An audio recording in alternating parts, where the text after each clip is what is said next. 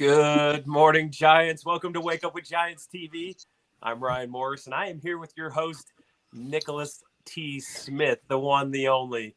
We're so excited today to have you join us and to maybe lift you up a little bit. We had a fantastic evening the other night. We're excited to extend this through today and hopefully through the week for you guys. There's a lot of great energy going on. Nick, will you introduce our guest? Absolutely. He is also the one and only Al Richards. Yeah. Very good cool. morning, everybody. He's from Utah local. And, he's a father of two. He's got 3 grandkids. And I keep hearing over and over the grandkids are by far the best. If you could skip raising kids and go straight to grandkids, that's the way to go. I'll do it. Al does a lot of things. So he works for the city of West Jordan. He's also he's an actor on the side. He's working on becoming a speaker, and he wants to help people to reach their potential, really helping people work through the struggles of addiction or being in a relationship with someone who has an addiction. We're really looking forward to hearing your story and your view. Before we get going, though, Al, for our viewers, if you're going to comment, please accept under StreamYard. There's an offer to show your name, because otherwise we show up as anonymous Facebook user, and that's what we'll call you. we love our anonymous Facebook users. Okay. But please feel free to comment throughout and like the video and let us know your thoughts as you hear Al speak today. And Al, welcome to the show. Hey, thank you for having me. I greatly appreciate it. And while I have a chance, I want to say thank you to Nicole for shooting my name out there to you guys. So thank you, Nicole. I greatly appreciate it. Nicole, we love her so much. Nicole Castillo, what a giant, what a powerful human.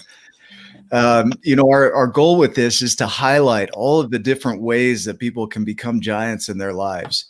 And we want people to recognize that the journey is different for everybody, but it has similarities. And so in the story, you'll see that as you go through the story. That's why it resonates with so many people, is that they can see their life in that journey. And so we want to explore your journey and go back in time a little bit. We want to look at your upbringing and then maybe dive into your awakening and what woke you up to where you are. But let's go back in time. What was it like growing up for you? Well, it was fun. My parents moved out to West Jordan back, I believe it was 71, somewhere around that time. I was 9 years old. And, that's back when West Jordan was just farmland. Yeah. So for me, it was like growing up like a little Tom Sawyer, out there playing in the canals and irrigation ditches. Yeah. What's that? Painting fences, white fences? No painting did have to paint the chicken coop a few times. Did you? But it was a lot of fun. I was able to shoot my BB gun and shoot my bow all the time. My parents bought an acre, so I had plenty of room to do all that stuff. And had a good friend by the name of Leon Polk.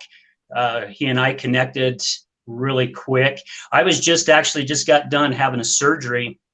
I had a disease when I was a little boy called Perthes. And it actually it's like a form of a polio, and it starts eating your hip socket away. And he used to come and see me because I was in my body cast at the time. So he used to come and stay with me all the time. And he and I are still good friends to this day. But we did easy stuff growing up. As soon as we got old enough to drive, I think we spent a lot of time sloughing school, would wait till our parents would leave, and then would go back home and grab our shotguns and then go out to Cedar Fort and hunt rabbits, or go down to the Jordan River and hunt pheasants, or whatever it may be. But it was a lot of fun. So kind of a childhood of being able to go out and just explore the world and really not have many limitations in that regard. Just kind of have fun, skip school. I like that. not advocating. Hey, school kids. No, I've done it. Yeah, if any young kids are watching, I highly recommend stay in school, don't slough. But it's part of growing up, right? Only because we have to say that, right? Like, yeah. That's the parent. That's the grown-up thing to do, right? Yeah. Right. All of us exactly right. Probably did it. Now, did you have any bullies or naysayers or anybody that just, told you that you couldn't do the things that you thought you wanted to do growing up?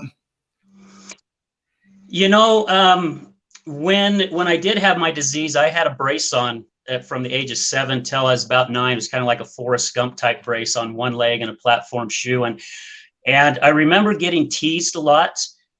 My dad said sometimes I'd come home from school crying. I don't remember that part of it. I think my brain just blocked it out. But, for the most part, not really bullied too much.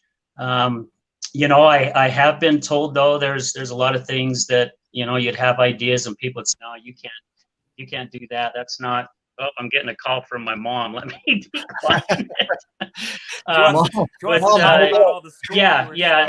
had it, even my few family members, which I'm sure we'll get into it here later in the show, but I've decided just to kind of go on my own and not work for a company, basically. And I've had people say, yeah, that's not the way to go. You need to punch a clock. And my belief is, why do I want to make somebody else's dreams come true? Right. I want to make my own come true. But I never really have been bullied that much. That's interesting. So in my story, I'll give you some reference on that. In the Smalls really just kind of had all these rules for life and how they thought it should be done. And if you ventured outside of that, you weren't really being a good small. Right. Right. You should have a job. You should do this. You should, a lot of shoulds. You'd almost imagine the small saying, don't should on me. Right. Yeah. But each of us gets to decide how we want to proceed, how we want to move forward. And so I like that you said that. Now, did you always have a knack for doing what you're doing now, or did that come up somewhere along the line that you kind of had an awakening to start pursuing what you're doing? Yeah, basically that's exactly how it happened. After I lost my job of 24 years, I really wanted to take that time to figure out who I was as a person. As I've told my story before, 11 years ago, I really didn't care much about helping people. I could care less what troubles you were going through. If somebody called me for help, I was always too busy, even if I wasn't busy. And I was basically just focused on my career. And after I lost that job, I wanted to figure out who I was as a person. And I started becoming more spiritual and started figuring out who I was and who I wanted to be. And as the years went on, I started doing a lot of networking, through chambers and different things, started meeting a lot of people. And I am a firm believer that God puts people in your life for a reason. And I believe a lot of these people that I met were placed there for me to help me get to where I'm at today. And it wasn't, I believe it was probably about 4 years ago, maybe 5 years ago. My wife went to a network meeting with me, and she just kind of sat off to the side. And when we left, we were walking out to the car, and she goes, "Hey, I think you found your niche." And I'm like, "What are you talking about?" And she goes, "Your niche." And I'm like, "Well, I get it, but what is it?" And she says, "You have a way of connecting with people." She goes, "I was watching you work in the crowd and going out there, and people were just bonding to me, which I had no clue was happening." And I guess the way it's come about, God has blessed me with something. I don't know. I still haven't figured out what it is, but I can sit down and talk with somebody and meet them for the first time, and we become friends instantly. So whatever that is, I just have a way of reaching and contacting people, and I don't know. I don't know what the word is for it. Well,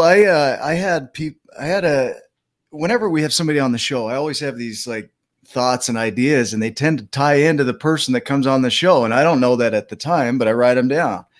And as you say that, our mission, this is what I wrote down. Our mission finds us when we're in a position to be found. And I talk about creating your purpose a lot, that a purpose is an aim. It's something that you go for, a goal, an aim. A mission, kind of the same thing. It's like you have this mission, and a lot of people are out there waiting for it to appear. But a lot of times you don't recognize what that mission is until you put yourself in a position to actually have that mission connect with you. And so that what I'm hearing in your story is that that's what's occurring is you're out there in these chambers and connecting with people, and there's this mission that's appearing. Yeah. You know, Yeah. I would have to say that you're 100% correct. I see, you know, based on the comments here too, she's right. Al has the energy to connect with people. And so that's pretty awesome. I mean, you're following. You got a great group of people that support you. I've seen that in the comments, and so yeah, this mission, this power, this ability to connect with others, just incredible. Do you want to continue into that? I mean, you're still clarifying that mission. Yeah, pretty much. I was Yep. talking with somebody at the first of this year, friend of mine. We were meeting at a coffee shop, and we were sharing each other's lives a little bit and going over some things. And I was sharing him what I was, sharing with him what I was going through. And he was like, "Man, you need to get that story out there. You need to let others know about it." And I'm like, "Well, who the heck would want to hear my story?" And he's like, "Al, who the heck wouldn't? Because there are people that are going through exactly what you're going through right now." And luckily, I was able to veer off a path where I was at last summer and really get my strength back up. And he's like, there could be somebody that's thinking the same thing that you were thinking last summer. You've got a chance to save that person, or at least to let that person know, hey, you can get through this. Al, Yeah. So talk about your story. So dive into that a little bit. Tell us a little bit about that and what you went through, and where you're at now to that point. Well, after I lost my job, there was a lot of things that was happening, especially with my spouse. I lost my job 24 years. About a month after that, she lost her dad. And then probably 6-7 months after that, we lost our house. And, her drinking got pretty bad. I mean, we used to just be people who drank on the weekend, would have friends over, would play cards, play games, shoot darts, whatever. And throughout the years, it just started getting worse and worse. In the last 4 years, it really, really got bad. She actually did go 13 months sober, and our relationship was incredible. I mean, I think our relationship was better then than it was the whole time that we were together. But as it started getting worse, it got to the point where, basically I didn't want to come home anymore. To be honest with you, I just could not handle coming home. It was like walking into a battlefield every single day. And it's amazing how somebody else's addiction, how much it actually drags you down as well. It's like constant anger, constant fear. Gosh, I don't even know. I know there's some other words out there to say, but it got to a point to where last summer I was coming home from a chamber event, and a lot of those events were hard for me because people who know me, I usually walk into a room with a lot of energy. I'm going around, I'm hugging people, just really, just loving on everybody that I possibly can. And after those events, I'd be completely drained. And it's because when I walked into that room, I had to put on something that I wasn't really feeling at that time. I was feeling more down, depressed. I was confused. And after this event, I decided that day I was going to go home. And some people have heard this, but I was literally going to go home and grab my 9mm, and I was going to go up in the mountains, and basically I was done. I could not deal with the crap that I was going through anymore. And luckily I got a phone call, which I still wish to this day I could remember who called me. And when I hung up, I have a screenshot of my 2 daughters and my 3 grandkids on my phone. And as I hung up, I saw the picture of them, and this is what gets me emotional. But I thought, you're a selfish son of a gun, to think that you would want to go take your life because of what's happening in your life at this time, and stealing the time that your daughters and your grandkids have with you. I mean, I don't know how long God plans on me being on this earth. I could be on it for another 50 years, 40 years, or just till today. I don't know. But it shouldn't be me to decide when my time goes. And I love my grandkids so doggone much, and my daughters. And so I just pulled over and started bawling. And I've got a friend that works at the West Jordan Police, and she has a program called Peer Support Program where she helps a lot of our first responders, because, you know, they go through a lot of things and see a lot of things we don't even imagine, you know, of seeing. And she basically directed me and said, hey, you just got to get yourself out of the situation, which I did. And luckily at that time too, the person that I was with who's battling the addiction, she went into rehab, and I was able to get out of my contract of the apartment because I couldn't even walk in there anymore. The negative energy was so thick in that place. And, you know, since that time, things kind of started changing, but it's still been a roller coaster ride ever since then. Well, let me tell you, Al. First of all, I got emotional. I know that for me and Nick, both of us, we understand, you know, some hard things. We've been through some hard stuff too, and that's a soft spot in our heart. Is when people talk about suicide and depression and the weight and the things that you went through. I mean, that's heavy stuff. We want everyone out there to know too that you have a purpose. It's part of the reason why we have the giants and the smalls is that we see everybody's giant potential. And so, man, that's hitting hard. I don't know why it's hitting. So thank you, Al. Yeah. But for everyone out there, you have a purpose, you have meaning, you have a reason. Sometimes, just like Al, you don't know why or what. And it might be hard to see, but others can see it, and we need you. So if you're having a hard time and you're having a struggle, lean on others.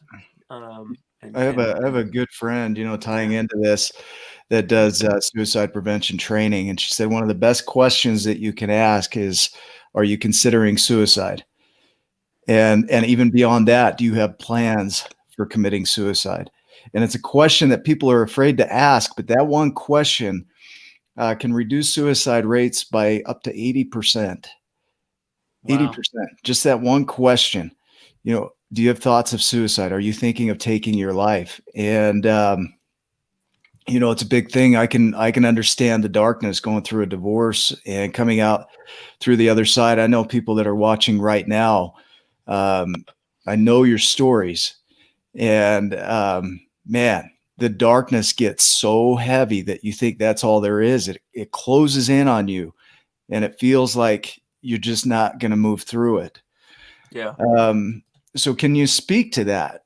You know, what were some of the things that you did? If we were to look at some tools that could help people to step away from that darkness, how did you move away? So you reached out to a friend. That was a big thing. Somebody reached out to you, right? You don't even Yeah. know who called you too. That was incredible. Yeah. Yeah. I just, you know, it was to talk about it. It really did help to talk about it. You know, I'm usually was one that I kept my feelings inside years ago. I used to have a really bad anger issue back in my teenage years into my 20s. And I went to therapy for 6 months to learn how to control my temper, because I thought when things didn't go right, you were supposed to act out. And I held so much in. And I've had a few people tell me that, you know, I should just keep my mouth shut. It's nobody's business what I'm going through. But that was one of the things I learned in therapy that was causing so much anger inside of me to where I would blow up, you know, at a very quick moment. So I just started talking about it more. And it's, you know, I shared my story with a lot of people that know me through the chamber and networking and different things like that. And it was people who I feel close to, that I feel like I can trust. And there's a lot of them out there. It's just not a handful. It's a bucket full of people. And by doing that, it really helped me, because I would go to an event and I would have somebody come up to me and say, hey, after you're done, can we talk? And I'm like, yeah. And a lot of times these people would take me off to the side and they would share, hey, I don't know if you knew, but I battled addiction, or I don't know if you know, but I have a family member or a spouse or a son or a daughter. And it was literally blowing me away of how bad this thing is. I mean, it's just not alcohol, it's drugs, it's depression, it's anxiety. I mean, there's many forms of addiction, and we all have an addiction. I have an addiction with ice cream. Put ice cream in front of me, I could eat the whole carton in one sitting. But we it have just a really helped me addiction. to get out there. Like, for some reason, I'm having a hard time hearing you guys. The volume just got really, really low. Did it? Okay. I don't know if I'll speak right there into the microphone. I think it was after I got that phone call, the volume dropped. So Did it? Okay. if you see me move closer to my phone, Ryan, when you're talking, it's because I can barely hear you. I like to see this. Yeah. Either that or I'm waiting for a kiss on the cheek is what I'm doing. I see your trick there. Yeah, but that's what helped me, guys. It was talking about it. I mean, for us guys, we're supposed to be, strong and tough, and we're supposed to work our way through this stuff. But I think that's one of the worst things that we can do is keep it to ourselves and not get it out there. Clean out your ears. Are they that bad, Amy? Jeez. I'll clean that out. That stoicism, that thought of just deal with it. I don't want to hear about your crap. There are people that do that. And to me, that is one of the most hurtful things that a person could do, is to say, I don't give a shit what you're going through. It just indicates I don't care about you enough to hear what's going on for you. And just letting that go. I had that happen at my work. And I was going through the divorce, and I'm struggling and having a hard time. My numbers are going down, I tell a manager, look, I'm struggling. And he goes, it's not our issue. We don't care. Get to work.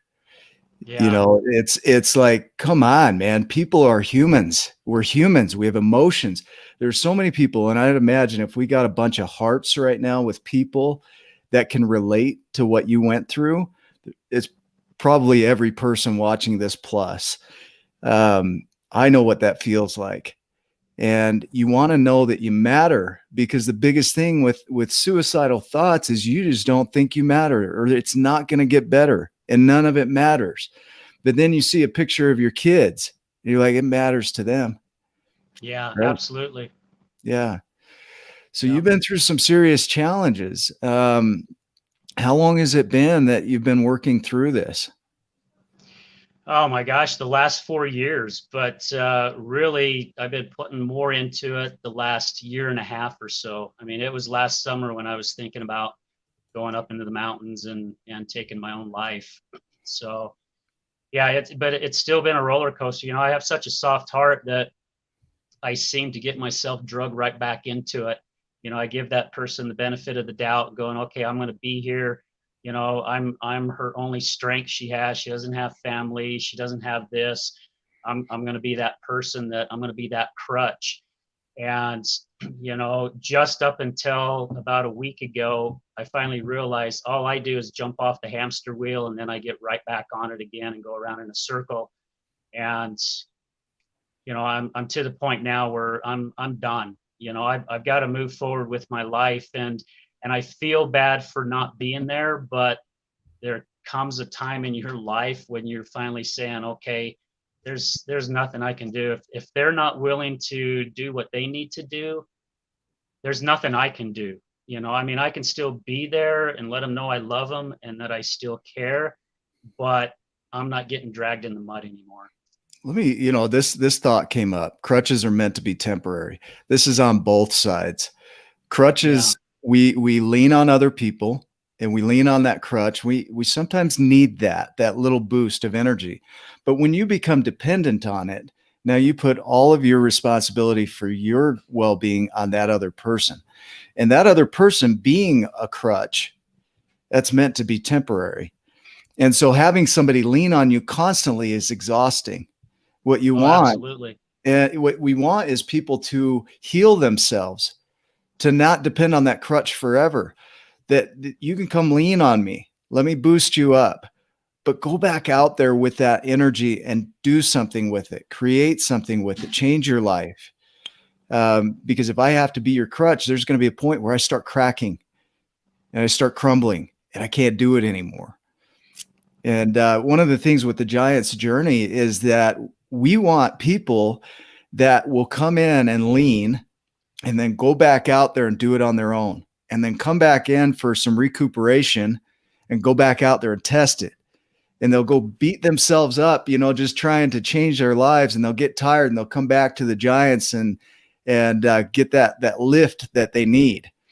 But they don't just come to the Giants and just take. Does that make sense? Yeah, absolutely. Yeah. What do you hear, or what do you think as you hear that? What comes up for you? You mean as far, I'm still having a hard time hearing you. Do you guys mind if I try to plug in my headphones to see if I can hear you better? Yeah, we got time. Okay, give me just a second. Yep. One thing I thought too, Nick, was like you used to have some people come into your office, right? Just dump, and not, just take, right? And it does get very draining, in the tribe. The beautiful part about the tribe is that there's a support group. There's the crutch, but then you learn tools, you learn things that, hey, look, this is something that I can do to improve. And as you improve your life, you can then turn around and reach back and help others spiral up as well. As you're moving up, you can do the same thing. Give me 1 second, okay? Hang on. All right, now I can hear you good. All right, we're all gonna break for lunch. See you, Al. All right, guys, take care. No, you know what? Let me read this. From the good book. It's Sunday. I thought. Yeah, no. Out, Nick. When Rick goes out on the journey and he's on the path and he's going to meet a giant, he sings a song to himself. And this is the idea of the crutch, right? So he says, I would like to be like you, and you could be with me, and we will go on to the moon and see what we can see. So when my life gets too hard to do, will you come set me free? And as you find a way to break through, will you turn around and rescue me? Because the way is not found alone, and the only way can be won is by getting to somewhere that you've never known and do something you've never done. And the idea behind that part of the story is that we're not meant to carry people through their lives without them taking some effort to make it happen. Come set me free, to rescue me. To look at that term a little differently is to teach me the things that I need to know so that I can go out there and do this on my own. And we always need people. We always need people. Even the Giants had giant friends. Yeah. And so there's never a point where you can fully do this on your own. And so what I love about our tribe is that as people come in, they really just energize and go out there. And it's amazing to watch. It's a different energy from somebody that just comes in and takes the energy and does nothing to change their life. That's a wholly different story. And we would love to help them, but they've got to take that initiative too. Yeah. Can you guys still hear me okay? Yeah. Yep. You sound great. Yeah. So I think I heard you say, Nick, that something about kicking the crutch out. Was that correct? Yeah, sure. Yep.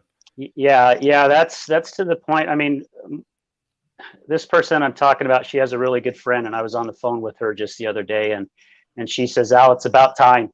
All I'm doing is enabling this person because I'm always taking her under my wing. And it's to that point where I realize it's time to kick that crutch out, because I'm always there. And believe me, it's hard. It's not easy. She's not in a good spot right now, and she called and wanted my help. And for the first time in the 14 years we've been together, I have refused giving her that help. And shortly after I refused it and hung up on her, I was starting to doubt what I said, and it was really tough. It was really tough. I got emotional and thinking, am I doing the right thing? And, as I said before, I'm a spiritual person. I'm not one that goes to church every Sunday, but I hit my knees every day. And I was asking for guidance and strength. And it really, really helped me to have that, knowing this was the right decision.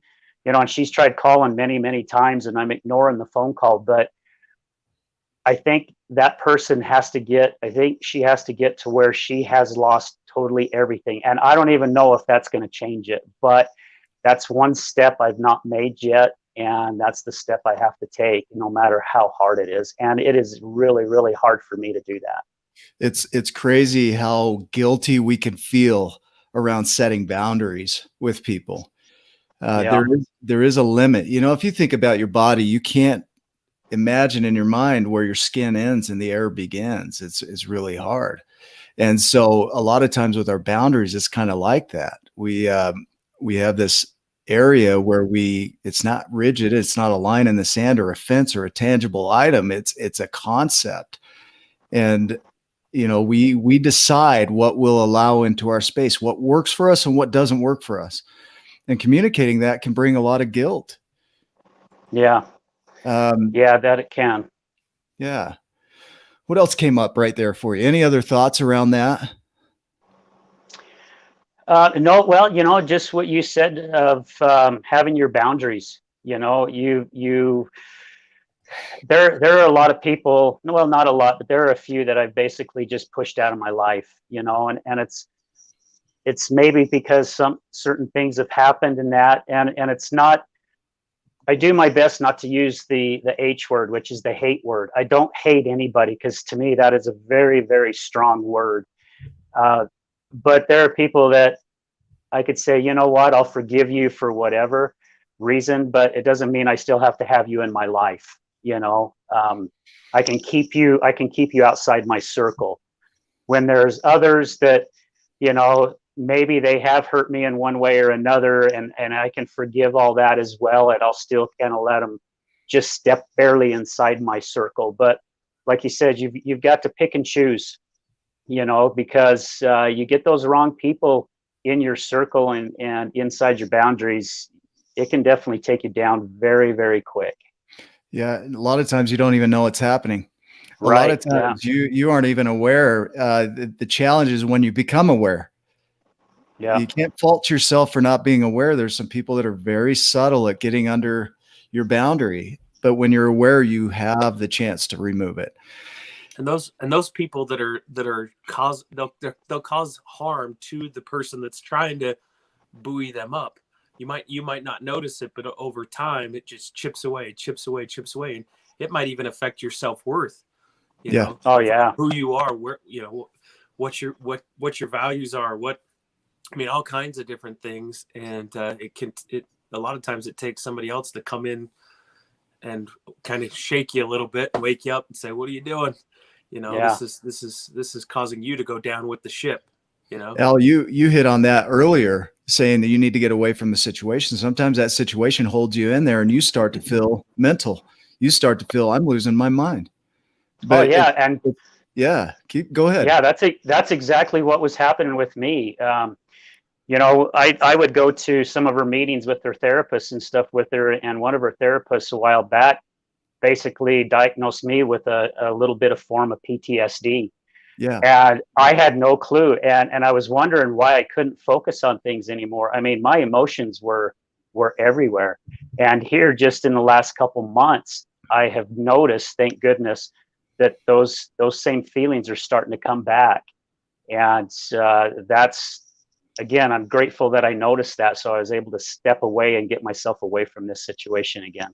One thing that people don't know about complex trauma, complex PTSD, is it has symptoms along the lines of borderline depression, borderline personality disorder, where there's these heavy attachment issues and suicidal thoughts and self-harm thoughts, and people misdiagnose it. And I'm not a therapist. I don't mean to diagnose anybody here, but you tend to have these survival traits that show up just to protect you. You're just trying to survive, and they're so unhealthy that they end up destroying everything around you. And that's complex trauma. And I know there's a lot of people watching this that have complex PTSD from events that have occurred in their lives. I know I went through that. I was a different person.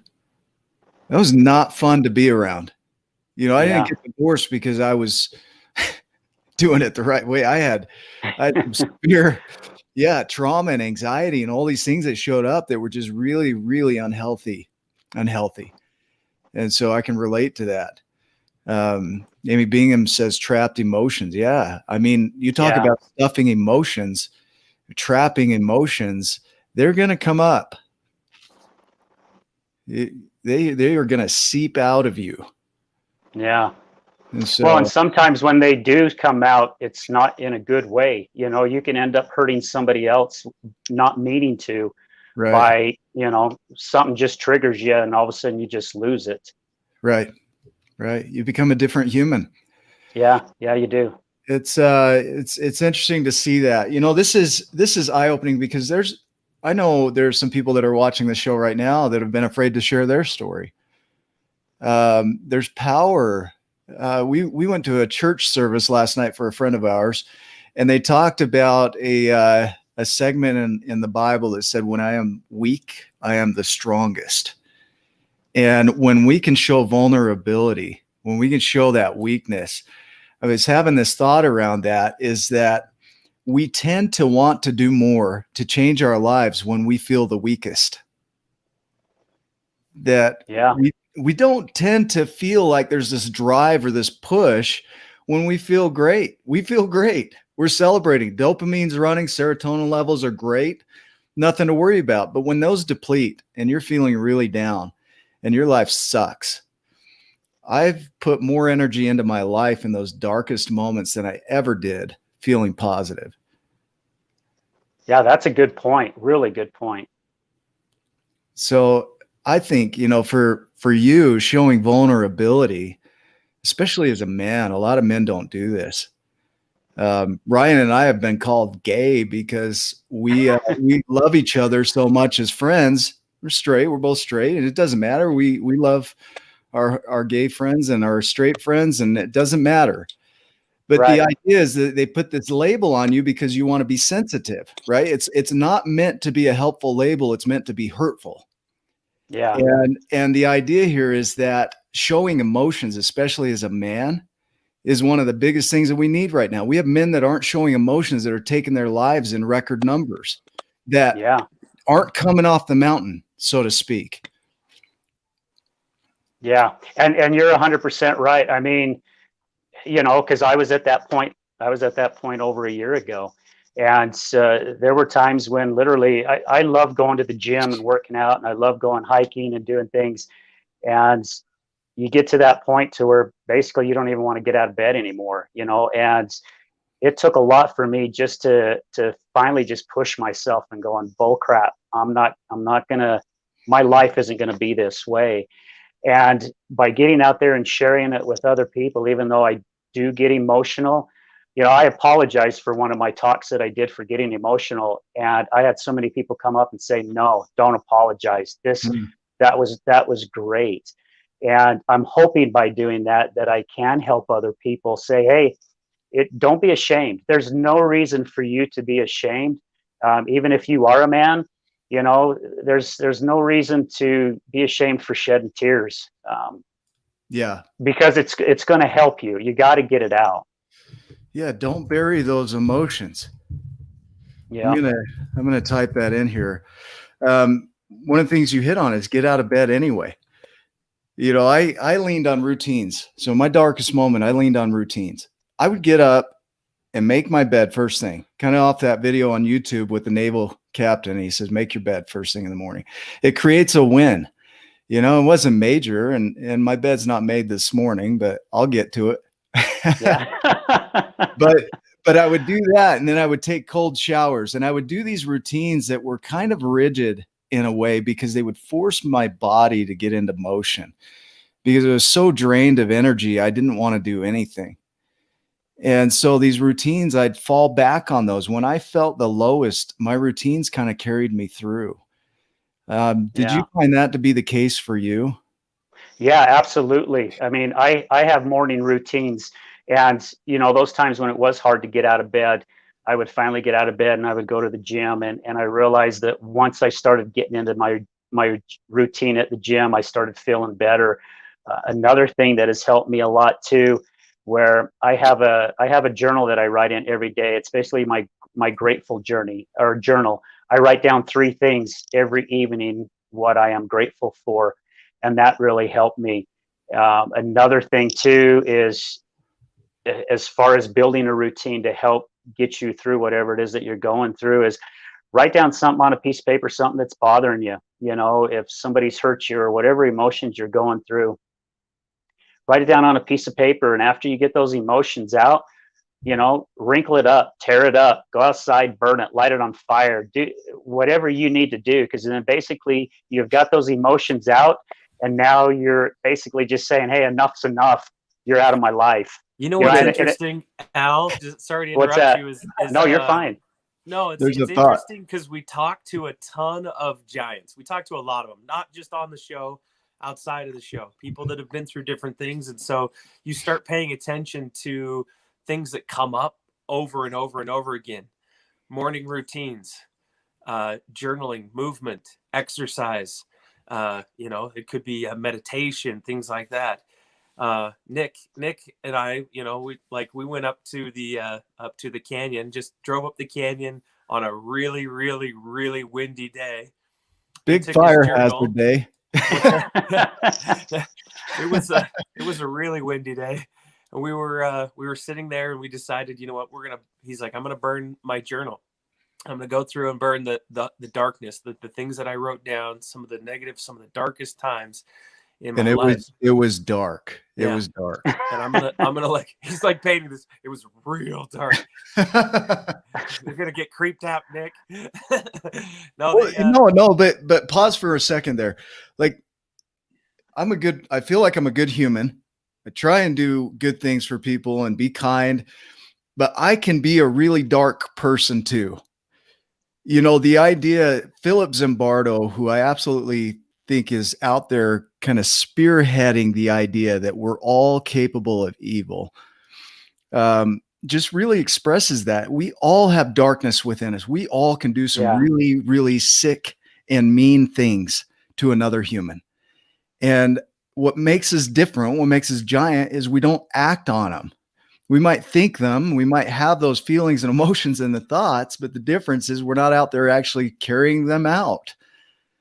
And so anyway, just to give you a reference and go back to your story there, Ryan, remember where you left off? He's not as dark anymore. So we went up the canyon and just I watched Nick just tear the pages out and just throw them in the fire. And that's a good thing. That's a good thing to release. You got to have some sort of release to let go. Nicole, Nicole and I did some coaching, and the same thing is I released an operating system that wasn't working for me. And I'm going to use that a lot. She's going to get tired of hearing me talk about little Ryan. But the same thing is I recognized, God, this is the way I felt. This is what was happening. And then let it go. Have a conversation with myself, essentially writing it down and then letting it go and moving forward. So that's awesome that you had mentioned all those things, because if the people at home are listening, write those things down that all the giants are doing consistently every day to move forward, to get better, to spiral up. Right. Go ahead. No, go ahead, Nick. Okay. So I'm going to take you back. So we're going to go off of that topic a little bit. So if there's something you want to share, go ahead and share it real quick. And I was just gonna say, I read a book quite a long time ago that talks about listening to your thoughts, and it's very important. Now it's a process that I'm still doing, and I've been doing it for at least 4 or 5 years. But pay attention to what your brain's thinking, because you'll start thinking bad thoughts, but you have to do your best to recognize it as quick as possible and do whatever makes you feel happy. I mean, I can pull up my phone and see a picture of my grandkids, and that thought's out of my head. Now, your subconscious is going to overpower, and it's going to come back and come into again. So do whatever you have to do throughout the day to put that smile back on your face, you know, but you have to learn how to pay attention to your thoughts. Yeah, man, I'm like tripping over my mouth wanting to share something around that, right? Like, Al, stop so I can say something, right? Like, I love it because you can trick your body, can trick your mind. You can use your body to shift your mind, and sometimes you need to do things before you feel them. You know, if we wait around for the desire, we're probably going to die before we ever feel like going to the gym. Like, I don't ever feel like going to the gym. I go to the gym and then I'm like, oh, I do want to be here. Yeah. But when I think about it from the distance, I'm like, I don't ever want to go to the gym.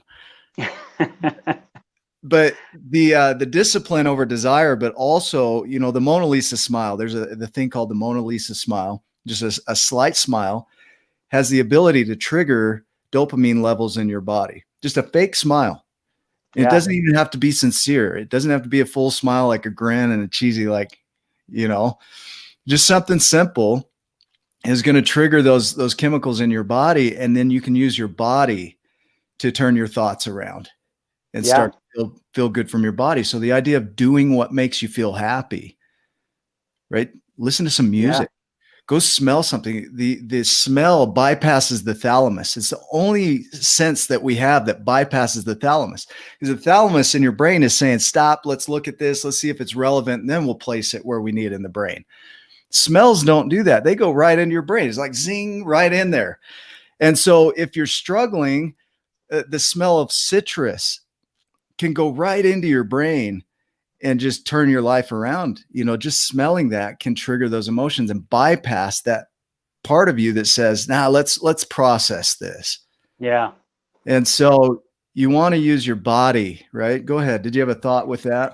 Yeah. So with you, I'm glad you brought that up, because about 7 years ago, I went to an event, and during this event, they had everybody stand up, and all of us got in this big circle. There was probably about 30 people there. And the person that was doing the class said, hey, I want you to draw an imaginary circle in front of you. And it said, now, before you step into the circle, I want you to close your eyes, and I want you to think of something that just really makes you angry. What really just ticks you off? And then step into that circle, you know? So we all closed our eyes, and we had gotten our circles. And then while we were still in our circles, we were there probably for 60 seconds. And she said, okay, open your eyes and look around the room. And you could see people crying. You could see people with their fists clenched. I mean, you're going, man, there's a lot of people that are thinking some angry thoughts. I was one of them as well. Then they had to step out of the circle. And now the teacher said, okay, I want you to now think of something that excites you, makes you happy, makes you cry happy tears, and then step into that circle. And we did that same routine, just with a different outlook. And then after 60 seconds, we opened our eyes again and looked around the room, and people had tears going down their eyes with smiles on their faces. The body language was completely different. The whole point of that exercise was, the person said, that's how quick you can change your thoughts. You don't have to be, because we get those bad thoughts that are going through our head, and it's like glue. It just bonds to us, and we'll fest on it all flipping day long. But that's the worst thing you can do. You know, it's that simple, by, like you said, a smell, or just stepping into a circle, or pull up a picture that makes you happy, or whatever it may be. That's how quick you can get yourself out of that. See, that's beautiful right there, is the circle's the same. There was no difference. It's not like you drew a new circle and stepped into that one for your happy emotions. It's like, and that's our bodies are containers for everything that's going on with us. We're our biggest enemies when it comes to productivity and getting out there and changing our lives. It's not other people. It's what we think of what other people say. Yeah. It's our judgment of that. And so taking your darkest emotions into the circle, and then taking your best emotions into the circle, it's the same circle. Yeah. But you get to decide what you take into it. That's a great analogy. Yeah. If you were to go back in time, let's say that you were able to talk to yourself before all of this, before everything occurred, and you were able to give yourself some wisdom. I don't like to say advice. Everybody gets hung up on that word advice. I don't want to advise you. You can advise me, like advise me. I don't know if I'm qualified. Yeah, but go back in time to that space. You choose it. It doesn't matter when, but at a point that you're going to give yourself some wisdom, what would you say to yourself? Oh man, I would just say pay attention to things more. That would be the advice. You know, one, I've had a few people, I just hit 57 years young. I don't like to say old, 57 years young this year. Yeah. And I had somebody says, man, doesn't it suck to get older? And I'm like, no, actually it's pretty good, because I've gotten wiser. I didn't say smarter. I just said wiser. But that's what I would say if I went back, is just to pay attention more, to things, and forgive, to be able to forgive. That's huge, because there was a lot of dark places I was in my younger years, and I realized that wasn't doing any harm to that other person. It was harming me more than anything. I want to speak to that a little bit. I have a good friend, Debbie Roth, who's a powerful forgiveness coach, and she's going to release a new program here pretty soon. And I know some of the people in our League of Giants are teaching about forgiveness. And one thing I learned from Debbie Roth was that forgiveness isn't so much about the other person. There was a statement, I think by John Rogers, it says, not the issue that's the problem. It's how you relate to the issue that's the problem. Yeah. It's not the forgiveness that's the issue. It's our judgment of the forgiveness that's the issue. It's our judgment. She used to say the phrase to me, I forgive myself for judging myself as inadequate. I forgive myself for judging myself for getting divorced, things like that. I forgive that person. I forgive myself for judging that person as an asshole or whatever it might be. Right. Or I forgive myself for judging myself, and it always comes back to you. It's not about the other person. It's your judgment that's getting in the way. And so when you can forgive that judgment, that kind of hit me emotionally right there. When you can forgive that judgment, you start to really accept your life as it is. And it's that foundation, that acceptance, that allows you to move forward. It's not them. It has nothing to do with them. It's your own judgments.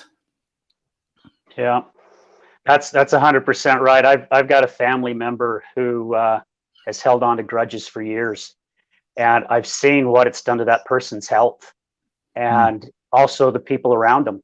And again, it took me till I was probably in my mid-20s to realize to let that stuff go, and even more so the past 11 years, because all it's doing is hurting yourself. I mean, it brings on health issues. It brings on so many different things. So and somebody, Amy Bingham, just put up, you got to forgive yourself. And that's exactly what you got to do too. Because if you hang on to things that you've done wrong, it's going to eat you up, just like you not forgiving somebody else.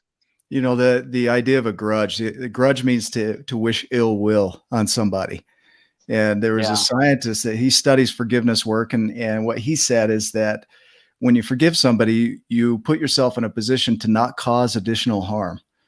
Whereas on a grudge, you want them to die and hurt and suffer and burn and all these terrible things, right? The grudge. And it's not, they might be out there enjoying their dancing, skydiving, whatever they're doing, just enjoying life. And you're the one holding on to the ill will. And that's where the issue comes in. Man, if you were to give some, wisdom to somebody that's maybe starting the journey, that's really feeling stuck and down and kind of like you were when you began your journey, what would you say to them? I would say talk with somebody that you trust, get it out there. Don't hold it in. That's one of the worst things you can do.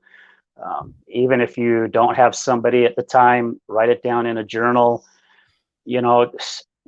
Don't hold it in, because all it's going to do is just eat you up more and more. I'm more than happy to talk to them. I love meeting people. I mean, I just really enjoy meeting people. I don't have a problem posting my phone number or giving my number. Anybody that wants to call and talk, or if they're comfortable meeting for coffee or tea at a coffee shop, having a one-on-one, get it out there. I mean, I don't share anybody else's story at all. I don't share anybody's story. If they say, "Hey, this is between you and I," it stays between you and I. You know, it's your choice to get it out there. It's not for me to share, to spread. It's your job. If you choose so, but I put your phone number up there. Oh, that's it. 8675309. I like it. Yeah, the song. Yeah. I was gonna say that's the wrong number, brother. No, we'll let people reach out to you privately. That would be funny to just put it out there. I think that has happened. But Ryan, what do you think as we wrap up here? It's funny. It's funny because at the beginning, Al, you're talking about not knowing what your gifts are and what like why and all these different things and still trying to figure it out. But it is very apparent throughout all the nuggets and all the things that you're talking about. You can relate to what Al has been through. The people at home can relate. It might not be the exact same. It might not look perfectly, the same as Al's, but there are lots of people that are struggling, they're going through something. Life is difficult. Life can be hard, and there's challenges. I think that being able to relate to somebody else and realize that, hey, there's hope for me. I can do it. And if Al can do it, I can do it. And it doesn't take away the hard, doesn't take away some of the pain, but you can move through it. Or you can pause and hold. We talk about salmonic action, holding while some of the hard passes, and then the movement to spiral up, to move forward, to become better, to grow into your giant potential. Nick, what were you going to say, buddy? Oh, just that salmonic action right there. It's a made up term, just to give people reference that might not read my book, The Art of Accomplishment. The salmonic action is based off salmon. They have the ability, they create a vortex around themselves. So in the roughest of waters, they can hold perfectly still. And then when there's danger or they need to take action, they move upstream. They don't float downstream. The idea is that even a dead fish can float downstream. Salmon hold perfectly still, and at the slightest threat, move upstream at lightning speed.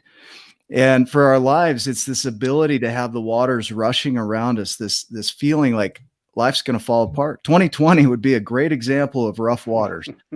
To be able to hold still in that and not go with the flow, but to hold still and look for the opportunities. And when they arise, to shoot forward at lightning speed and take advantage of those. And we've seen that come through for us in so many ways. We were able to have dinner last night with Richard Paul Evans and Paul Cardall. It's one of those things where you just hold still and you sit with it. You might feel inadequate, but you just sit still. And it was amazing what occurred out of that meeting. We look at our Kickstarter campaign.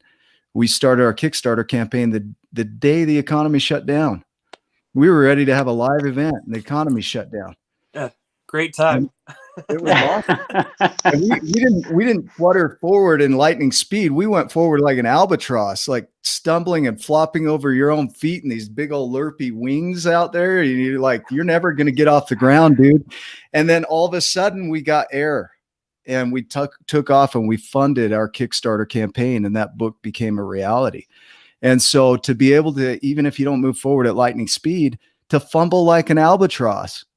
If it takes you years to get off the ground, who cares? You're an albatross. Yeah. It's one way of doing it. So I don't know, Al, this has been to me real. This is what it's like. There's darkness in this journey and it's hard, and you got to know how to handle it. And I feel like you hit on that really well. Well, thank you. I hope so. I hope I've been able to help somebody out there. Do you have additional thoughts that you want to share? Any programs or ways for people to connect with you? Yeah, I mean, if people can reach out to me on Facebook, email. I don't know if you want to post my email up there. You're more than welcome to. If anybody wants to reach out, let me do that. Okay.